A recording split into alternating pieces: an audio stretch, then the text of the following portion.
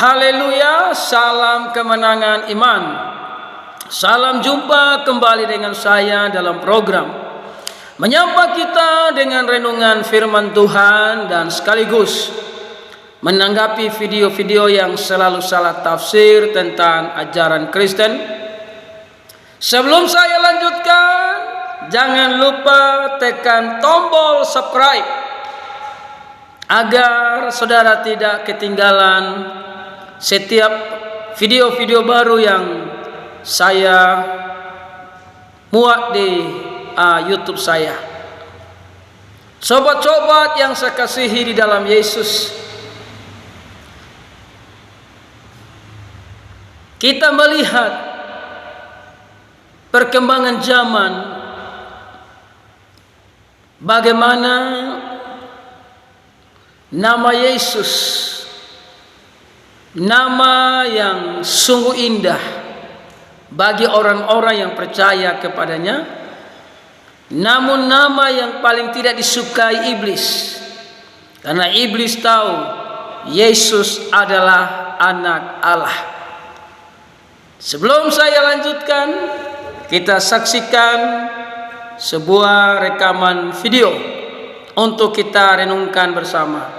Matius 4:10, maka berkatalah Yesus kepadanya, enyahlah iblis, sebab ada tertulis, engkau harus menyembah Tuhan Allahmu dan hanya kepada Dia sajalah engkau berbakti. Ya, kalau Pak Hendritan bilang Yesus itu Allah, kenapa dia nggak bilang kamu harus menyembah aku gitu loh? Kan Yesusnya macam-macam manusia, Pak. Lah manusianya Tuhan bukan, Pak? Tuhan Allah yang berkarya. Ini beda ya. Ya, Tuhan dalam arti fisik. Ya, beda. Tuhan sama Allah beda nggak? Tuhan sama Allah, kalau roh sama. Tuhan sama Allah beda apa sama? Kalau roh sama. Enggak, Yesus waktu di manusia sebagai Tuhan dengan Allah beda. Dia Nah, setara bedanya. Allah. Bedanya apa? Bedanya. Dia disebut setara Allah, kan fisik. Kalau setara sama atau beda, Pak? Kan makanya disebut setara karena dia masih fisik. Iya. Tapi rohnya Alkitab menulis setara. Kalau setara itu sama atau beda, Pak? Iya, kalau Allah menulisnya. Ini bahasa Indonesia yang simpel loh, Pak. Iya, saya tahu. Sobat yang saya kasihi dalam Yesus, demikianlah sebuah rekaman video yang saya bagikan untuk kita renungkan bersama bagaimana diskusi Muslim dan Kristen. Ya, saya tidak tahu video panjangnya seperti apa, tapi pendeta ini saya tahu dia punya gelarnya itu cukup tinggi. Namun dalam diskusi ini saya melihat hanya menjadi bahan tertawaan, bahan olokan.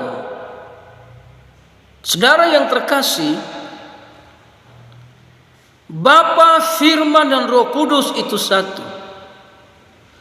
Firman datang dari Bapa. Jadi Bapa itu tidak ada yang bisa melihat Dia. Dan tidak ada satu manusia pun yang bisa melihat Bapa di sorga sebagai Sang Pencipta.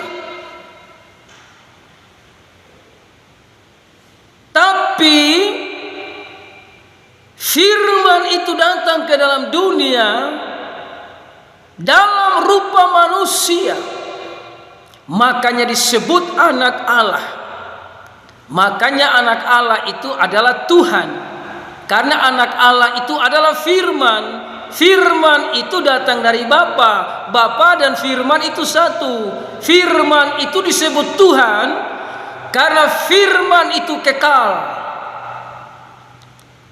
Diskusi tadi masalah Matius 4 dengan perikop pencobaan di padang gurun.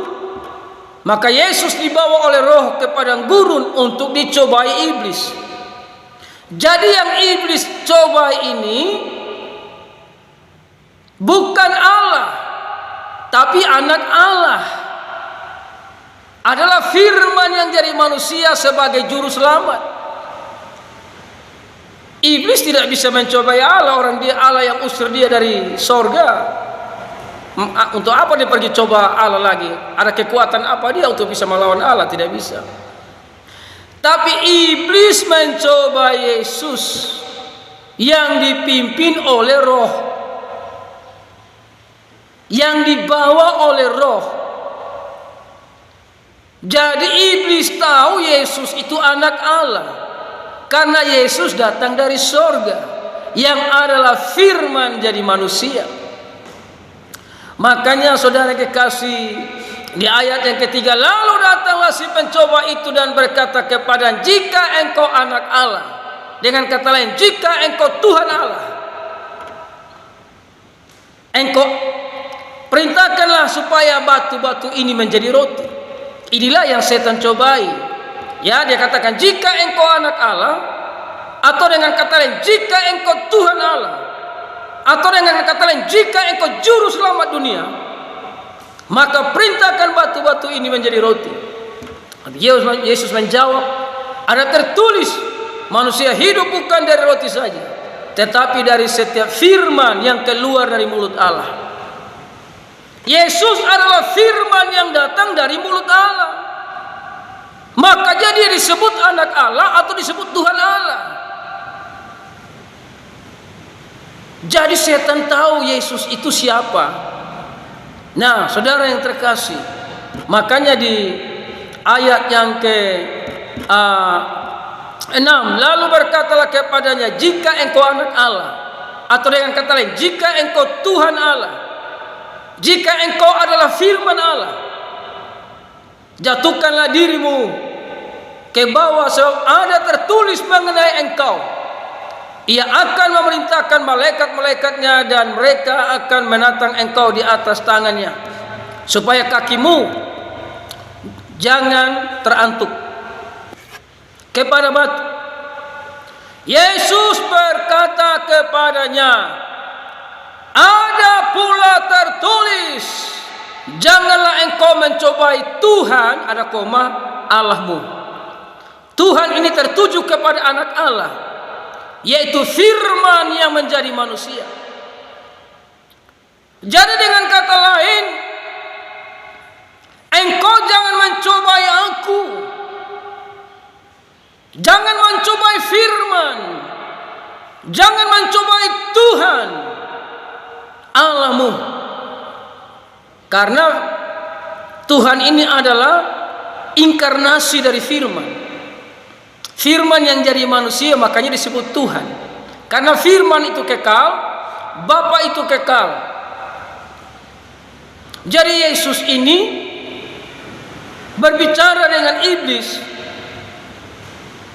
bahwa dia adalah Tuhan yang harus disembah, adalah firman yang harus disembah, karena dia adalah juru selamat atau Tuhan yang menyelamatkan. Jadi Yesus ini bukan Bapa, dia inkarnasi dari firman. Bapa itu tidak bisa dilihat, tapi ketika firman jadi manusia, makanya Yesus berkata dia dan Bapa itu satu. Tidak ada Bapa, tidak ada firman, tidak ada firman, tidak ada Bapa. Ya, jadi Tuhan di sini tertuju kepada Yesus sebagai anak Allah.